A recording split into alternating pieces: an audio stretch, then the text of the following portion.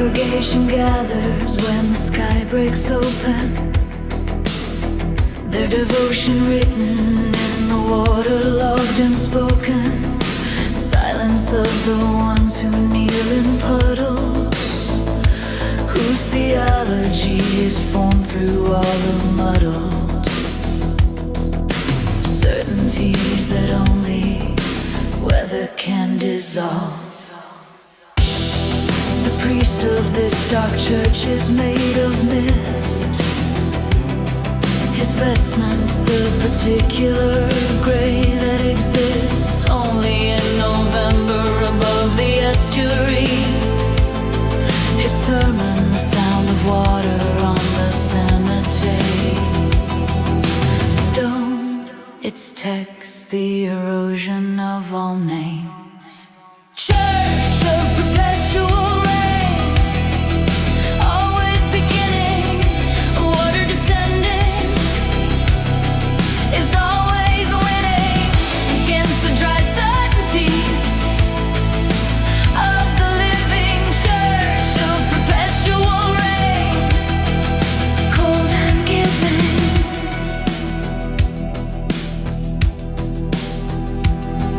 I joined the congregation in the third year of my particular grief, when the atmosphere of ordinary life had dried to something I could not breathe. The rain was nothing less than oxygen to what I had become. Church of perpetual rain, always beginning, the water descending, is always winning against the dry certainties of the living. Church of perpetual rain, cold and giving.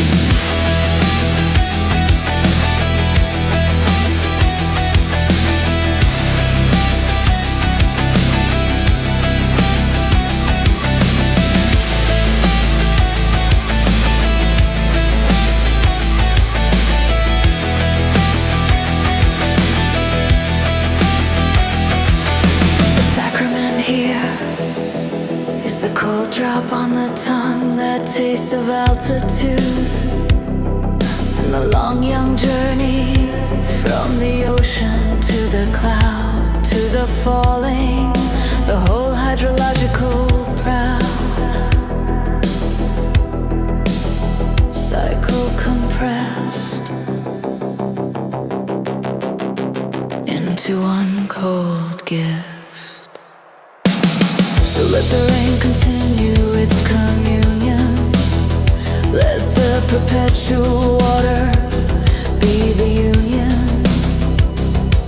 of all those who cannot find their shelter in the dry and certain world, the helter-skelter of the ones who need the rain. Church of perpetual rain, always beginning, the water descending, is always winning against the dry certainties of the living. Church of perpetual rain, cold and giving.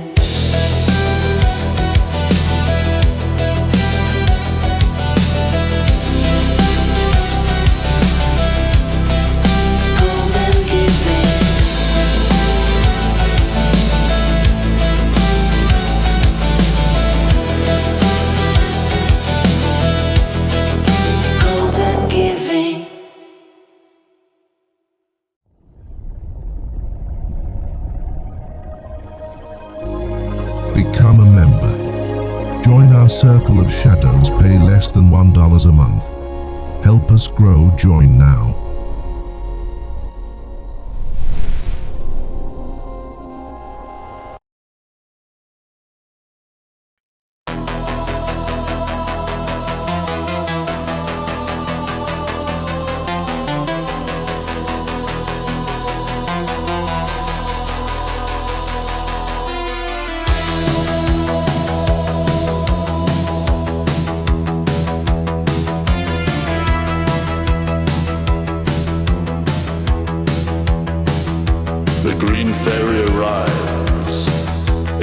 glass of precise and measure trouble, the anise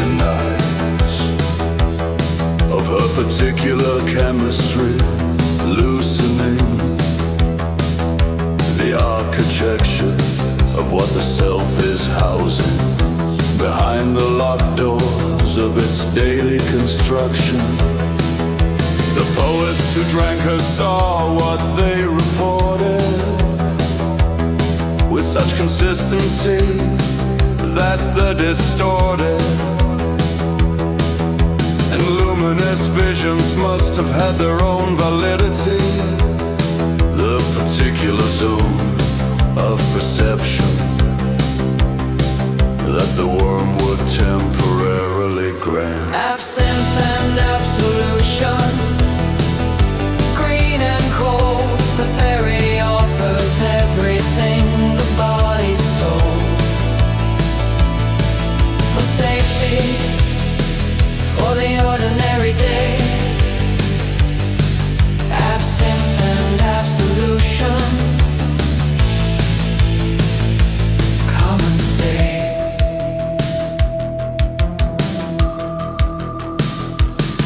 I do not drink her, but I understand the appeal of any chemistry that proposes to reveal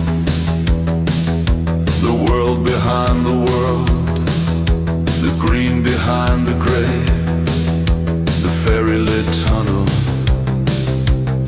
of the mind, opening into something beyond the threshold. Absinthe and absolution, green and cold, the fairy offers everything the body's soul. For safety, for the ordinary day, absinthe and absolution, come and stay.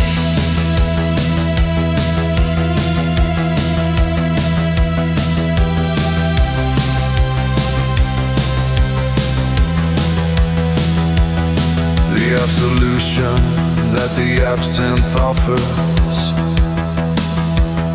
is not forgiveness exactly, but the coffers of self-reproach, temporarily relieved of their usual weight, the self-reprieved from its most persistent prosecution of itself. For one green hour the painter sees the gold that living overlays with grey the cold, precise and beautiful structure of what is beneath the is, the particular fizz of the world before habit taught us not to see it. Absinthe and absolution, green and cold, the fairy offers everything the body's soul. For safety, for the ordinary day, absinthe and absolution, come and stay.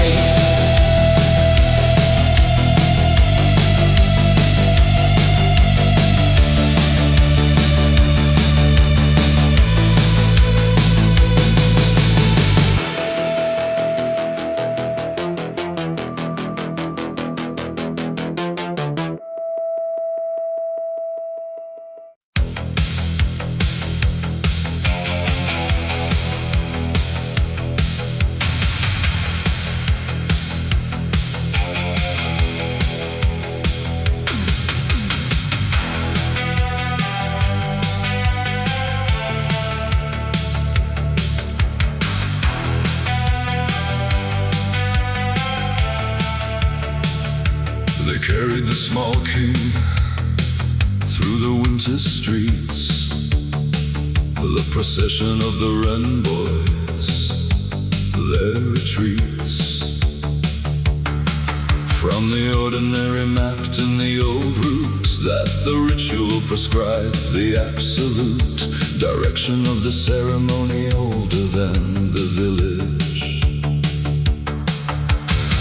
The wren died for the year at the year's dark turning, the sacrifice that kept the cold sun burning.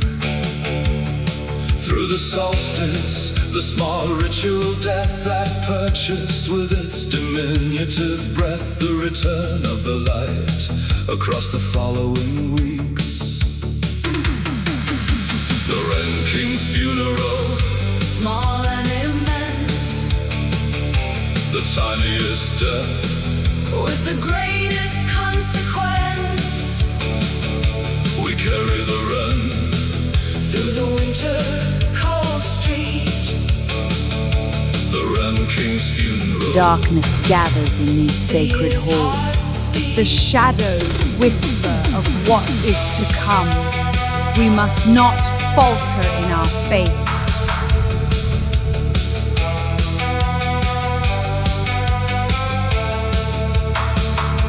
I watch the procession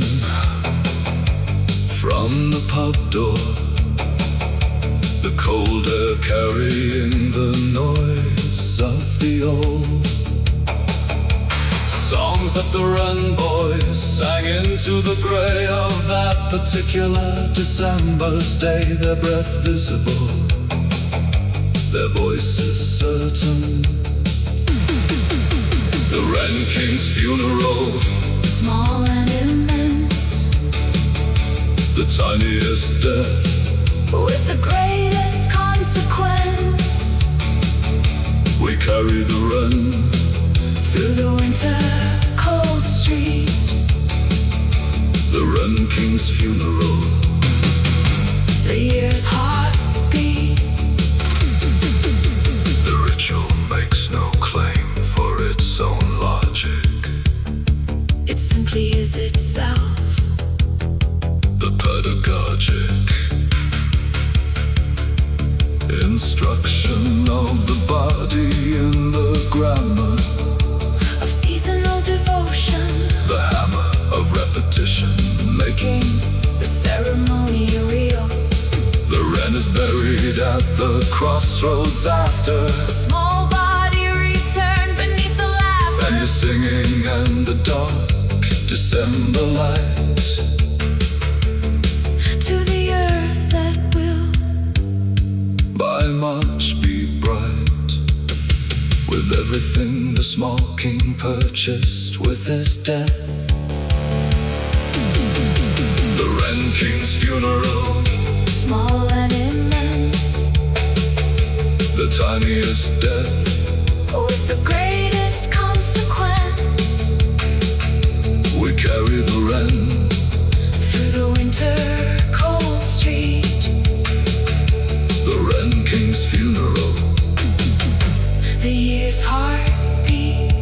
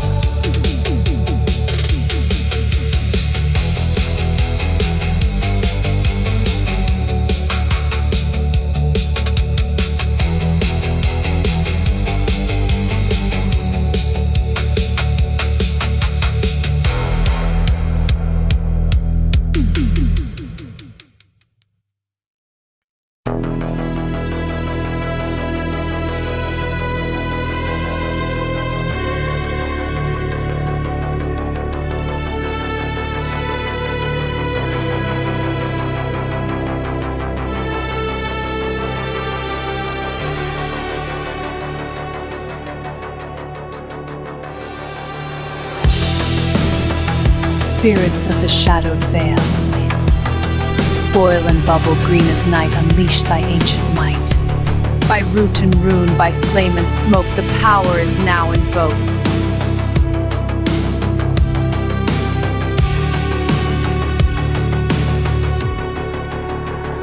I have preserved my memories in the manner of the taxidermist, with a planner's care for posture and for the particular of the singular moment at its most alive, appearing still.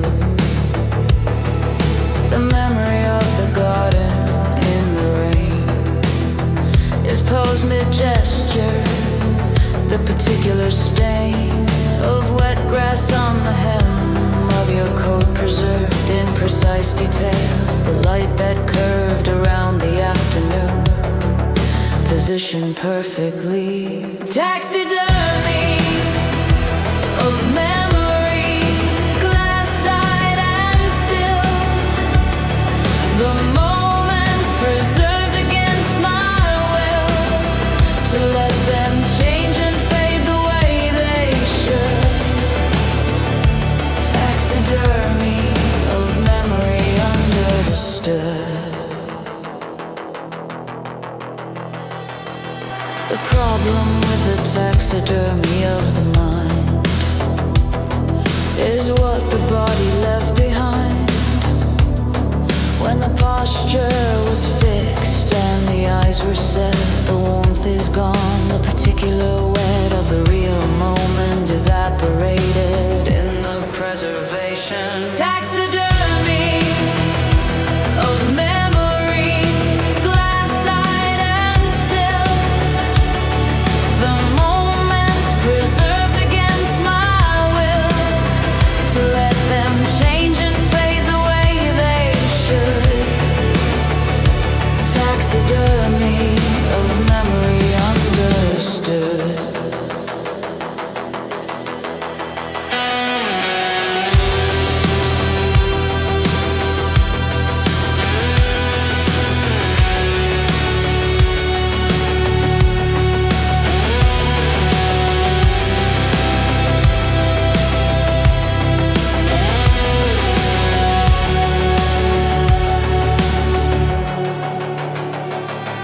I have a whole museum of these mounted moments, each one carefully accounted for in its position on the shelf of the past. I visit them in order, first to last, and feel the beautiful chill of their arrested state. But lately I have begun to wonder whether the taxidermy of memory altogether serves the living or only serves the collector, whether I am curator or protector of something that wants to dissolve and be free.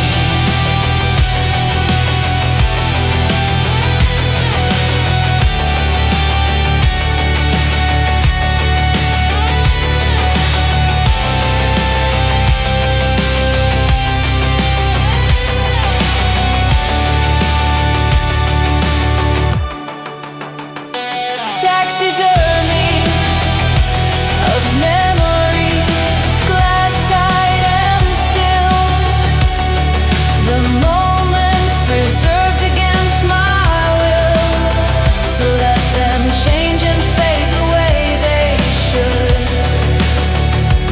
Taxidermy of memory understood.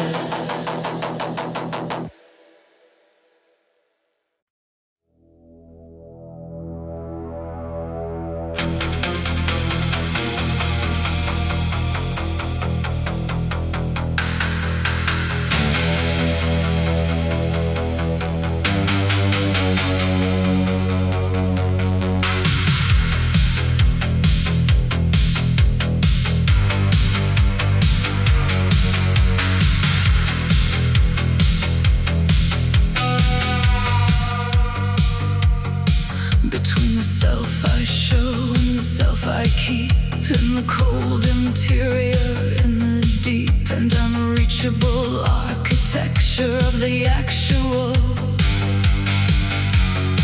there is a membrane thin and habitual that I've learned to maintain with considerable art.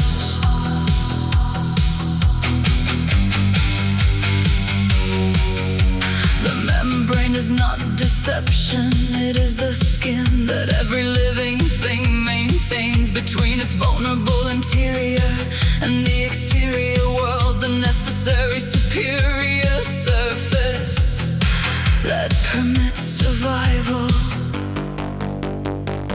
in the open. Membrane between the inside and the shown, the thin wall separating what is known publicly from what the private holds. Membrane where the self enfolds.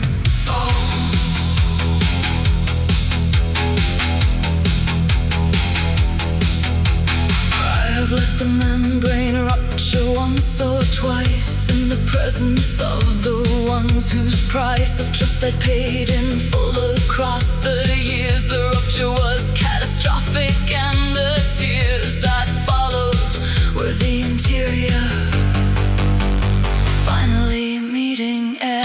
Membrane between the inside and the shown, the thin wall separating what is known publicly from what the private holds. Membrane where the self enfolds.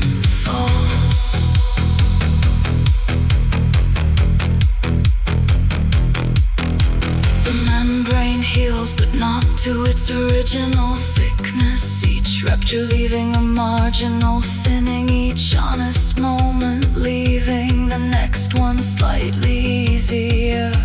The grieving of the false self, making room for what is true.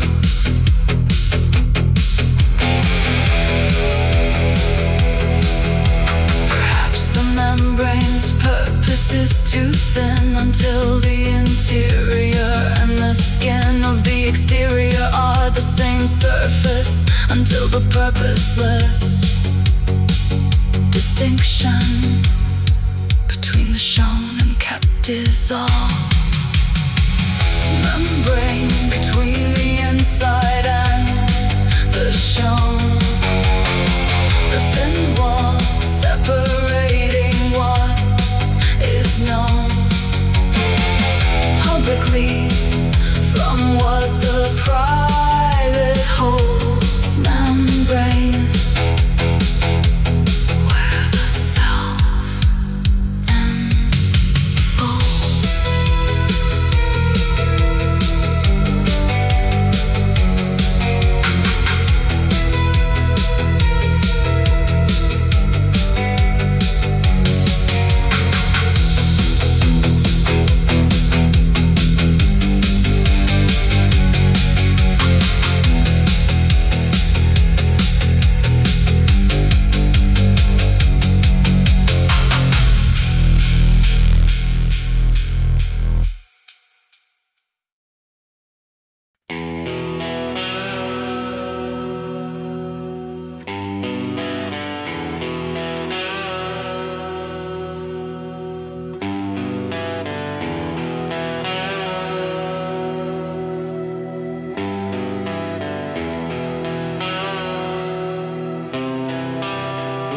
He commissioned the portrait in his 30th year. The painter, a woman of particular care, with the relationship between the surface and the depth beneath it, the purposeless beauty of the face, concealing its interior. The arrangement was this: the portrait would age while he remained forever at the stage of his commission, the painting accepting all the decades he was intercepting with his carefully maintained and ageless face. The portrait that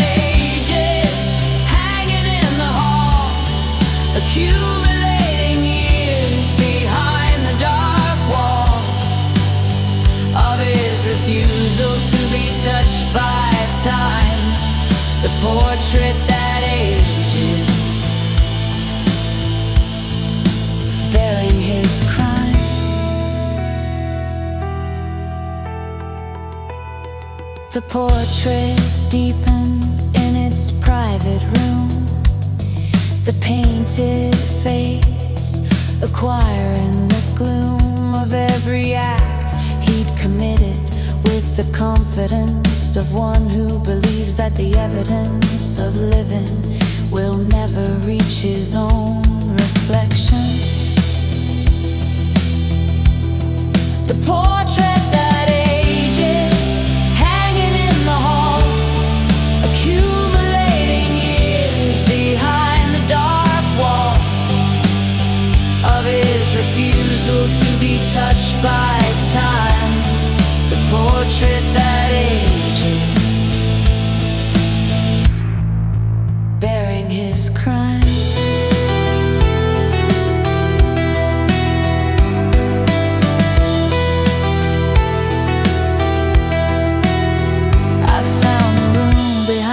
Bookcase where he'd locked away the portrait's cold stare of accumulated consequence. The canvas had grown almost black, the painted face barely distinguishable from its own shadow.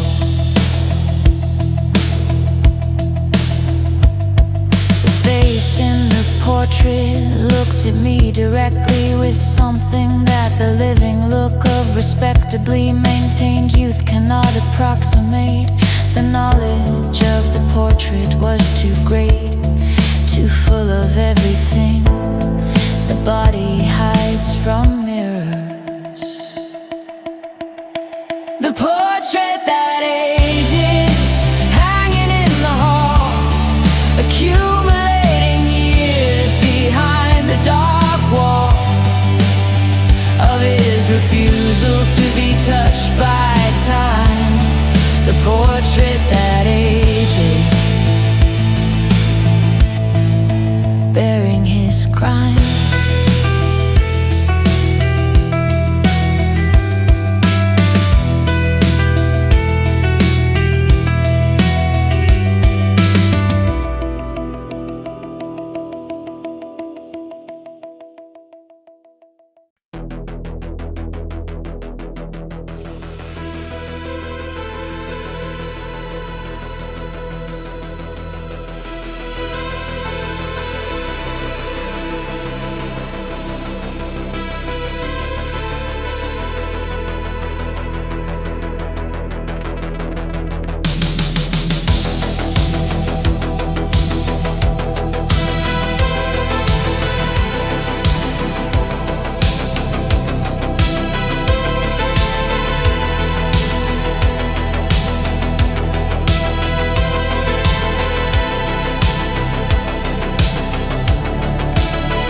A single bone burning on the stage when the theater empties. The old age of superstition holding its particular place in the rational world of the theatrical space. The ghost light stands in the dark alone. The ghosts of the theater, those who perform, and those who watch them, those who were stormed by emotion in the dark of the seats above, and those who moved in the light of the love of audience, all return when the house goes dark. The ghost light burning in the empty hall, one small flame for the ghosts of them all. The theater sleeps, but the ghost light stays on.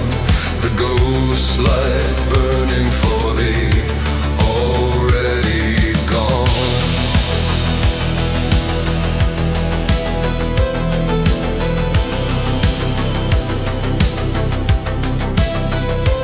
I have stood on the empty stage in the dark, with only the ghost light to find my mark. The single bulb making its small brave claim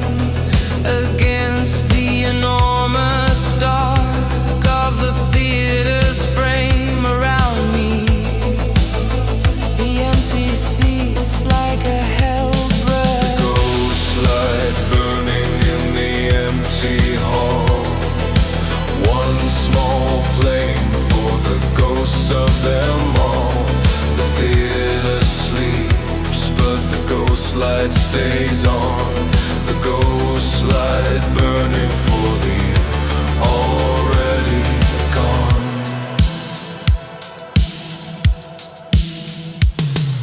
The footsteps you hear when the theater is locked are not the cleaners, are not the clocked hours of any maintenance schedule. The footsteps on the empty stage, the equal tread of someone crossing in the dark. I believe in the ghost light as a practice, in the single bulb as the tactless and beautiful gesture of the living to the dead. The theater's giving of acknowledgement to all who ever stood here. The ghost light burning in the empty hall, one small flame for the ghosts of them all. The theater sleeps, but the ghost light stays on. The ghost light burning for the already gone.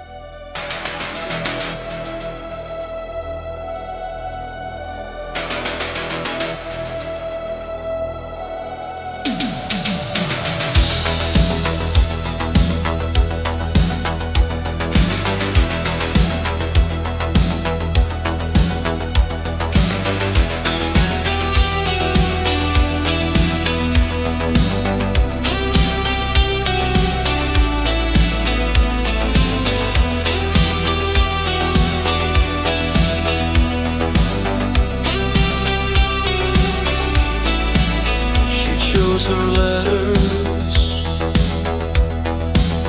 as a doctor chooses a prognosis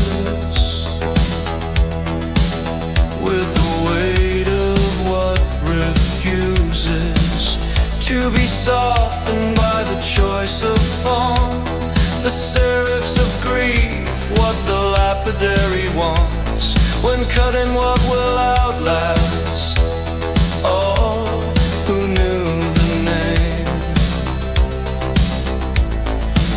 She learned the trade from a grandfather who had set the type of the town's dead. Through 6 decades, whose hands knew the feel of lead letters pressed into the real permanence of stone by hammer and cold chisel. The gravestone typographer choosing the last font for the name that must outlast all the readers who will ever come to read. The gravestone typographer cold creed.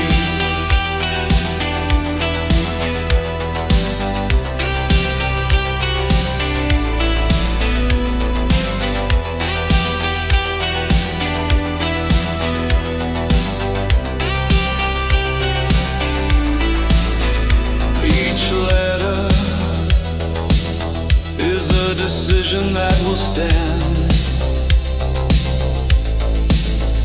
for centuries. If the stone is sound, the hand behind the chisel making permanent what the family requested, the intent of the living encoded into what the dead will wear.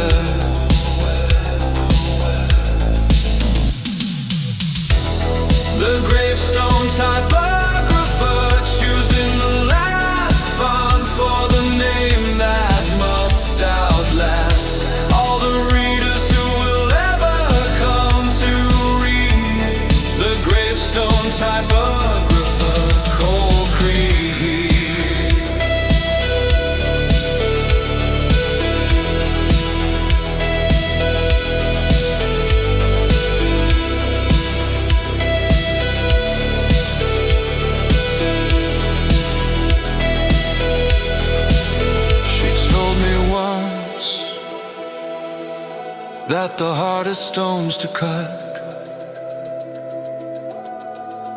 were the children's, that the particular cut of a small name into the granite face took something from her that the adult space of death did not require. A different grief. She retired in the year I visited her workshop, the malice resting on the cold stone top of her work surface, the alphabets arranged in their wooden cases, everything unchanged from her grandfather's arrangement of the letters. The gravestone typographer choosing the last font for the name that must outlast all the readers who will ever come to read. The gravestone typographer, cool creep.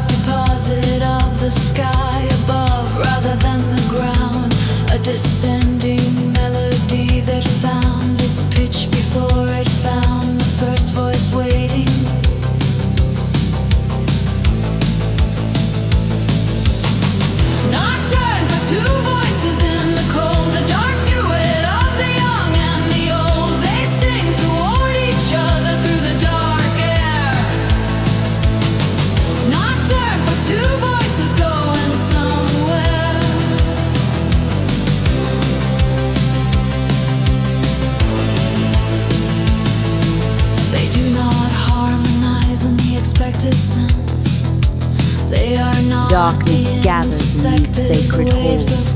The shadows whisper of what is to come. We must not falter in our faith. The parallel devotion of two griefs that chose the same direction.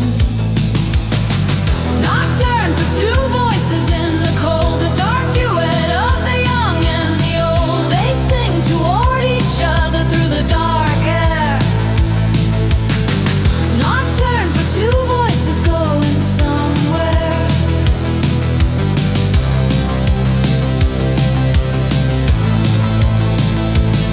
I am sometimes the first voice and sometimes the second, depending on the day's accumulated crimes. Against optimism, depending on whether the dark came early or the weather arrived before my preparations for it. but always the nocturne requires both.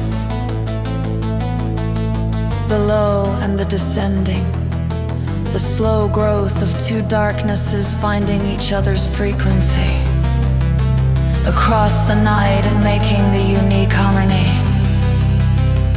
that only parallel griefs achieve.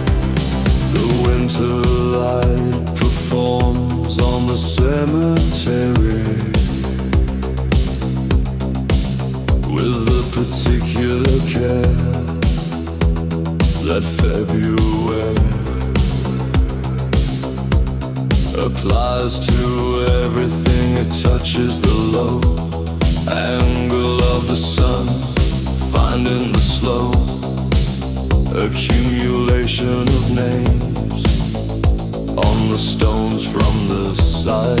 Spirits of the shadowed vale, foil and bubble green as night, unleash thy ancient might. By root and rune, by flame and smoke, the power is now invoked. Stop them of their legibility, but the winter angle finds each groove, the cold splinter of February sun, reading names that nude ignores. Cemetery in winter light, names return to visibility by the cold sun's urn and oblique regard for the forgotten stone. Cemetery in winter light, reading alone. I walk the winter cemetery for this reason, to read in the particular season of low light what the summer keeps from me. The names come back in winter legibly, the ones the months and years have taken from direct view. Cemetery in winter light, names return to visibility by the cold sun's urn and oblique regard for the forgotten stone. Cemetery in winter light, reading alone.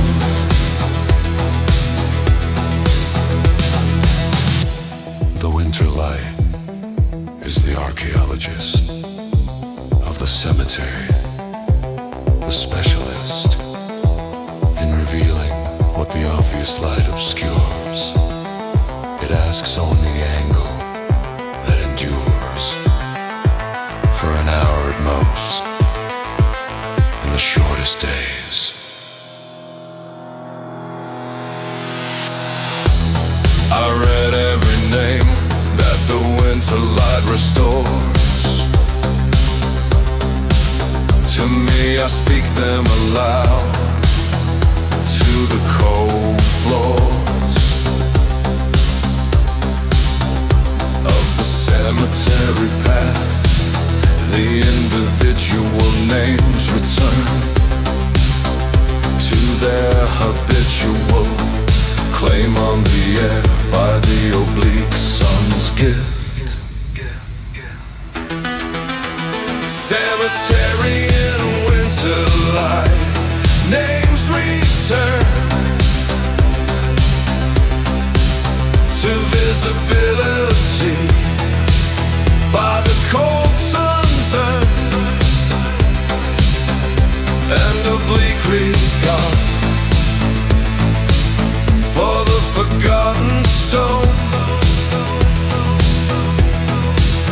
Cemetery in winter light, reading alone. The veil of night parts for the arcane elixir. Feel the surge of forgotten realms.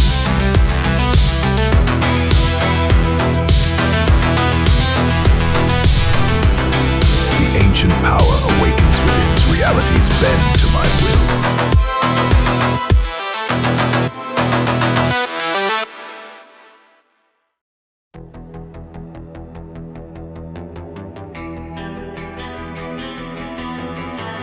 Gothic Vault.